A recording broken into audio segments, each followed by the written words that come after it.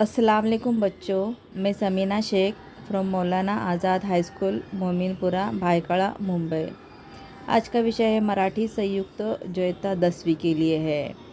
कविता का नाम है हा देश माझा, कवि है सेनापति बापट। अगर वीडियो अच्छा लगे तो लाइक शेयर और सब्सक्राइब ज़रूर कीजिए। Thank you. कविता का नाम है हा देश माझा। कवि बताया गया है सेनापती बापट, 1880 ते 1967। नाम है सेनापति बापट और 1880 ये उनके पैदाइश का साल बताया गया है और 1967 जो है ये इनके वफ़ात का साल बताया गया है। अभी पहला जो पैराग्राफ है बेटा, इसमें पूरी तरह से कवि परिचय बताया गया है, उनकी जो भी खासियत उसके बारे में बताया गया है। पहली लाइन पढ़ रही हूँ। पांडुरंग महादेव बापट उर्फ सेनापती बापट हे भारताच्या स्वातंत्र्य संग्रामातील थोर स्वातंत्र्य सैनिक होते। अभी यहाँ पे सेनापति बापट इनका पूरा नाम बताया गया है। पूरा नाम है उनका पांडुरंग महादेव बापट, उर्फ मतलब उनको दूसरे भी नाम से जाना जाता है सेनापति बापट। एक्चुअली सेनापति एक उपाधि है जो उनको मिली थी लोगों की तरफ से, तो इसके लिए उनका नाम सेनापति बापट इस नाम से भी वो जाने जाते हैं। तो एक ये एक भारताच्या स्वातंत्र्य संग्रामातील थोर स्वातंत्र्य सैनिक होते। मतलब भारत की जो भी स्वतंत्रता संग्राम था या भारत की आज़ादी के लिए जो जंग लड़ी गई थी, तो उसमें एक बहुत ही जाने माने स्वातंत्र्य सैनिक थे। स्वातंत्र्य सैनिक मतलब मुजाहिदे आज़ादी थे। मैकेनिकल इंजिनियर आगे बताया गया है, मैकेनिकल इंजिनियर होण्यासाठी ते इंग्लंडला गेले। मतलब मैकेनिकल इंजिनियर होने के लिए आगे की पढ़ाई के लिए वो इंग्लंड गए थे, इंग्लंडला गेले। तेथे असताना भारतातील स्वातंत्र्याविषयी आस्था निर्माण झाल्याने शिक्षण अर्धवट सोडून ते मायदेशी परतले। मतलब जब वो वहाँ पे थे तो अपने भारत में स्वतंत्रता की लड़ाई चल रही थी, तो इसी वजह से वो अपनी पढ़ाई आधी अधूरी छोड़ के, अर्धवट बताया गया है, अर्धवट मतलब आधी अधूरी छोड़ के वो अपने मायदेशी परतले। मायदेशी मतलब अपने वतन वापस लौटे, मतलब पढ़ाई आधी अधूरी छोड़ के।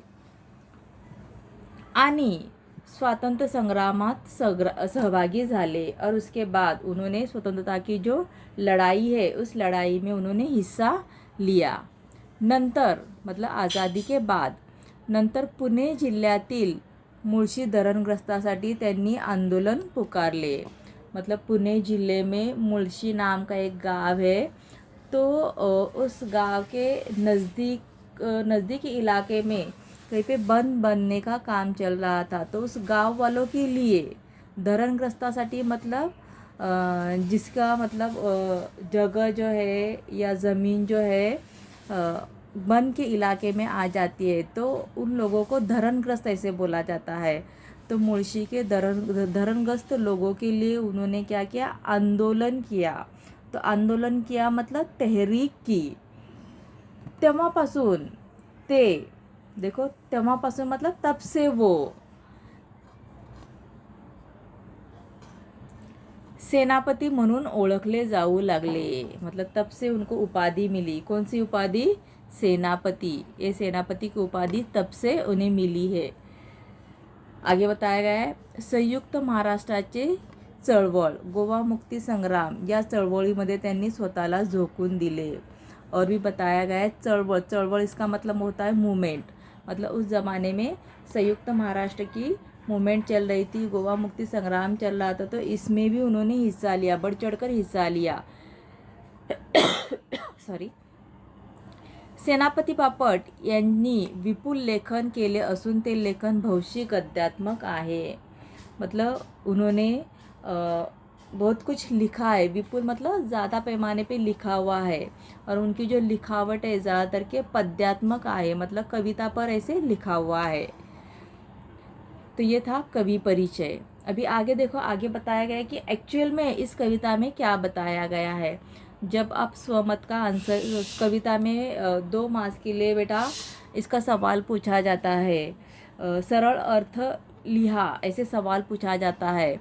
तो उस सवाल का जवाब लिखते वक्त अगर आप इसमें इंट्रोडक्शन ये डाल देंगे तो ज़्यादा बेहतर होता है, आपका जवाब अच्छे से तैयार हो सकता है।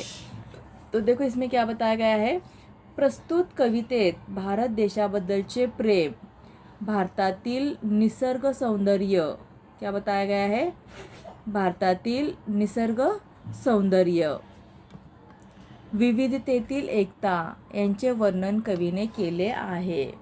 मतलब इस कविता में भारत देश के लिए अपनी जो मोहब्बत रहती है, फिर भारतातील निसर्ग सौंदर्य मतलब भारत की जो कुदरती खूबसूरती है उसके बारे में, विविधतेत एकता इसका मतलब होता है कि कौमी एकजहती, तो इसके बारे में वर्णन किया हुआ है। देश विघातक कृत्ये करणारे हाथ देश कार्याकडे वळावेत। मतलब अपने देश को नुकसान पहुंचाने वाले जो हाथ है, तो ऐसे हाथ हमें क्या करना चाहिए, उन हाथों को देश के तरक्की के लिए, अच्छाई के लिए इस्तेमाल करना चाहिए। तो ऐसे इसमें बताया गया है। अनेक धर्म अनेक जाती असल्या तरी माणुसकीचे नाते जपावे।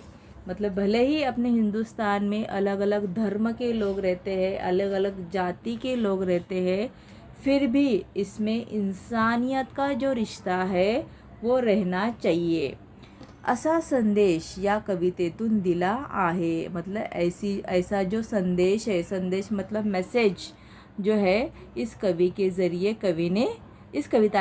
कवि ने दिया हुआ है। तो इस तरह से बेटा ये इस कविता में क्या बताया गया है उसके बारे में है।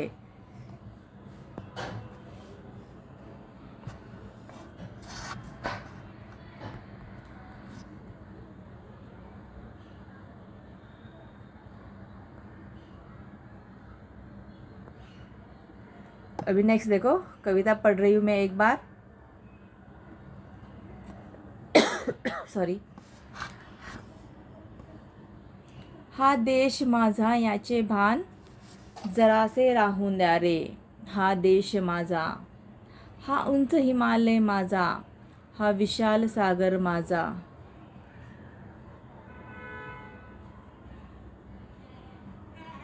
ह्या गंगा यमुना शेती धरती बाग बगीचा माझा, अभिलाषा याची धरिता कुणी नजर वाकडी करता, या मरण द्यावयास पुरण आपुल्या बाहू पाहून द्या रे, हा देश माझा, जे हात उचुकलेले दगडांच्या वर्षावाला, रोखा ते लावा कार्याला या देशाच्या प्रगतीला, हे बंद करा उत्पात थांबवा आपुला घात, सामर्थ्य न जावो व्यर्थ काहीसा अर्थ येऊन द्या रे, हा देश माझा, जरी अनेक आपुले धर्म जरी अनेक आपुल्या जाती, परी अभंग असू द्या सदैव आपुली माणुसकीची नाती, द्या सर्व दूर ललकारी पुंकारे एक तुतारी, संदेश रोष जे द्वेष मनातील वाहून जाऊन द्या रे, हा देश माझा।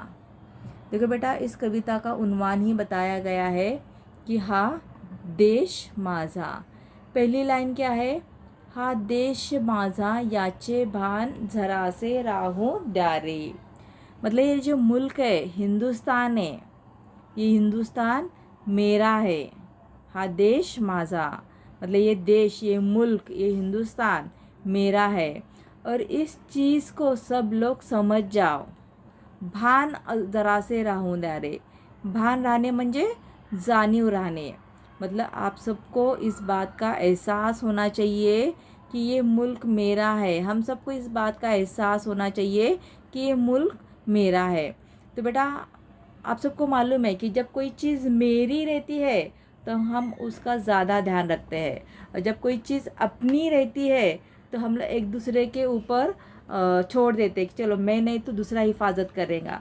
तो वैसे यहाँ पे बताया गया कि ये मुल्क मेरा है, तो जब मेरी कोई चीज़ रहती है तो हम उसका ज़्यादा ख्याल रखने की कोशिश करते हैं। तो इसके लिए यहाँ पर बताया गया है कि हा देश माझा, याचे भान जरा से राहून द्या रे, मतलब ये मुल्क मेरा है और इसका एहसास आप सबको होना चाहिए। हा उंच हिमालय माझा, हा विशाल सागर माझा। देखो आगे क्या बताया गया है, हा उंच हिमालय माझा, हा विशाल सागर माझा। अभी यहाँ पे हिंदुस्तान में एक खासियत है कि हिमालय पहाड़ है बेटा, तो ये हिमालय पहाड़ बहुत बड़ा है और एक तरह से है इस हिमालय पहाड़ की वजह से हमारी हिफाजत होती है। तो ऐसे हिमालय पहाड़, ये जो पहाड़ है ये मेरा है। उसी के साथ में विशाल सागर माझा, विशाल सागर, सागर मतलब क्या, समंदर। तो अपने सबको मालूम है कि बेटा हिंदुस्तान के तीनों तरफ से पानी है, मतलब समंदर है, और उसी वजह से ये समंदर को भी मेरा बोला गया है। मतलब यहाँ पे जो भी नैसर्गिक चीज़ें हैं, कुदरती जो भी चीज़ें हैं, तो वो सारी चीज़ें मेरी है। तो एक तरह से हम लोग को इनकी हिफाजत करनी है, हम लोग को इनका ध्यान रखना है, हिफाजत करनी है। तो इसके लिए बोला गया है कि हाँ उंच हिमालय माझा, हा विशाल सागर माझा। यहाँ गंगा यमुना शेती धरती बाग बगीचा माझा। आगे क्या बताया गया है, यहाँ पे जितने भी दरिया है सॉरी, यहाँ पे जितने भी दरिया है, फॉर एग्जाम्पल बताया गया है गंगा यमुना। ओके, तो गंगा ये जो है भारत की एक पवित्र नदी मानी जाती है, यमुना ये भी भारत की पवित्र नदी मानी जाती है। तो सिर्फ यही नहीं है कि यहाँ पे बहुत सारी नदियाँ हैं, बहुत सारी मतलब दरिया है, तो ये दरिया मेरे है। हाँ या गंगा यमुना शेती धरती, शेती, शेती मतलब यहाँ पे जो खेत खलियान है, धरती मतलब सरजमीन है, ये जो ज़मीन है वो, बाग बगीचा, बाग बगीचा मतलब यहाँ पे जितने भी बागान है, बाग बगीचे हैं, वो सब मेरे हैं और इसी वजह से मेरी जिम्मेदारी बनती है कि इन सब की हिफाजत करे। नेक्स्ट लाइन, अभिलाषा याची धरता कुणी नजर वाकडी करता। अभी अभिलाषा, अभिलाषा मतलब तीव्र इच्छा, तीव्र इच्छा मतलब ख्वाहिश जिसको बोला जाता है।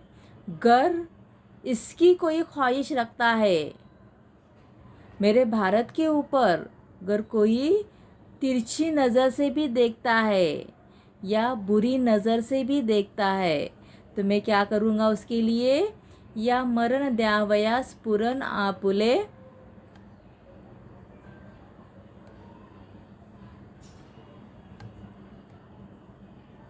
या मरण द्यावया स्फुरण आपल्या भावो पाहून द्या रे।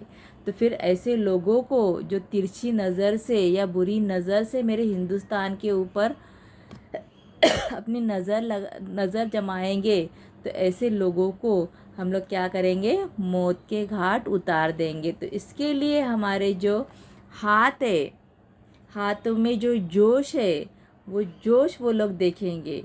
मतलब एक तरीके से हम हमारे वतन की हिफाजत करने के लिए सामने वाले को मौत के घाट भी उतार सकते हैं। तो इस तरह से बेटा ये पहला स्टांजा बताया गया है। अभी नेक्स्ट देखिए, जे हाथ उत्सुक ले ले दगडांच्या वर्षावाला। अभी हम लोग ने बहुत बार ऐसे देखा है कि कभी कभार दंगा फसाद होता है और कुछ कुछ लोग इसका फ़ायदा उठाने की कोशिश करते हैं। तो ऐसे लोगों को हमको रोकना है। जे हाथ उत्सुक ले ले मतलब ऐसे कुछ हाथ रहते हैं, ऐसे कुछ लोग रहते हैं जो हमेशा बेकरार रहते हैं, किसके लिए, दंगा फसाद कराने के लिए या दंगा फसाद करने के लिए। दगडांच्या वर्षावाला मतलब पत्थरबाजी करने के लिए, एक दूसरे पे पत्थरबाजी करने के लिए या कोई भी औजार उठाने के लिए ऐसे लोग तैयार रहते हैं, बेकरार रहते हैं। तो हमें क्या करना है, उनको रोकना है। रोका ते लावा कार्याला या देशाच्या प्रगतीला। अभी ये लोग अपने हैं तो हमें उनको समझाना है, उनको रोकना है। कहीं ना कहीं उनमें भी ताकत है, हिम्मत है, तो उनके ताकत का इस्तेमाल जो है तो हमें अच्छे काम के लिए करके लेना है। इस देश के प्रगति के लिए, प्रगति मतलब तरक्की के लिए उनका इस्तेमाल होना चाहिए। तो ऐसे जो लोग हैं वो लोगों को सही रास्ते पे लाना हमारा काम है। हे बंद करा उत्पात, थांबवा आपुला घात। देखो अभी आगे बताया गया है, हे बंद करा उत्पात, मतलब कहीं ना कहीं अगर हम लोग झगड़ा करते बैठेंगे, एक दूसरे से मारामारी करते बैठेंगे, तो कहीं ना कहीं इसका नुकसान हमारे लिए ही है, हमारे मुल्क के लिए ही है। तो हमें ये जो बुरी बातें हैं, अनर्थ है, या ये जो संकट है, वो संकट हम लोग को हटाना है, ये बुरी बातें बंद करना है। और अगर हम लोग बंद करेंगे तो हम हमारा ही नुकसान होने से बचेंगे। तो हे बंद करा उत्पात, थांबवा आपुला घात, मतलब अगर आप ऐसे ही रहेंगे तो कहीं ना कहीं इसका असर भी आप लोगों के ऊपर हो जाएगा, आपका ही नुकसान हो जाएगा। तो इसके लिए उत्पात जो है ये हमें रोकना है, ये अनर्थ जो है वो हमें रोकना है। और अगर हम रोकेंगे तो कहीं ना कहीं हमारा नुकसान भी होने से बचेगा। सामर्थ्य न जावो व्यर्थ काहीसा, अर्थ येऊन द्या रे। और हमारे में जो सामर्थ्य है, सामर्थ्य मतलब शक्ति है, हिम्मत है, ताकत है, तो उस ताकत को, उस हिम्मत को भी व्यर्थ मतलब अर्थ येऊन द्या रे, मतलब हम अगर हिम्मत से काम करेंगे तो हमारे हिम्मत की वजह से, उसका सही इस्तेमाल होने की वजह से अपनी ज़िंदगी को भी एक मायने मिल सकते हैं, अपनी ज़िंदगी अच्छी बेहतर बन सकती है। तो ऐसे लोगों को सही रास्ता आपको दिखाना है, हम लोग को दिखाना है। Sorry, next paragraph, sorry stanza. जरी अनेक आपुले धर्म, जरी अनेक आपुल्या नाती। अभी आगे बताया गया है। अभी ये सब आप लोग को मालूम है कि हिंदुस्तान जो है, हिंदुस्तान में अलग अलग मज़हब के लोग हैं, जैसे हिंदू, मुस्लिम, सिख, ईसाई, हम लोग नॉर्मली शॉर्ट में बोलते हैं, लेकिन इतना ही नहीं, और भी मज़हब के लोग हैं। तो ये सब लोग जो है एक साथ में, एक मुल्क में रहते हैं, मतलब हंसी खुशी रहते हैं, एक दूसरे के त्यौहार मनाते हैं, एक दूसरे के सुख दुख में शामिल होते हैं। तो यही चीज़ यहाँ पे बताने की कोशिश की गई है कि भले ही हमारे मज़हब अलग अलग है, भले ही हमारी जाति अलग अलग है, लेकिन हमें क्या करना है, परी अभंग असुद्या सदैव अपली मानुस कीची नाती। लेकिन हमारे मन में हमेशा क्या होना चाहिए, मानुस कीची नाती, मतलब इंसानियत का रिश्ता होना चाहिए, जो कभी भी न टूटने वाला हो। सदैव, सदैव मतलब हमेशा, सदैव मतलब हमेशा हमारी ज़िंदगी में या हमारे दिलों में इंसानियत का रिश्ता होना चाहिए, जो कभी भी न टूटे। मतलब किसी के कहने पर, किसी के फितने के वजह से हमारे दिलों में जो इंसानियत का रिश्ता है वो कभी भी न टूटने पाए।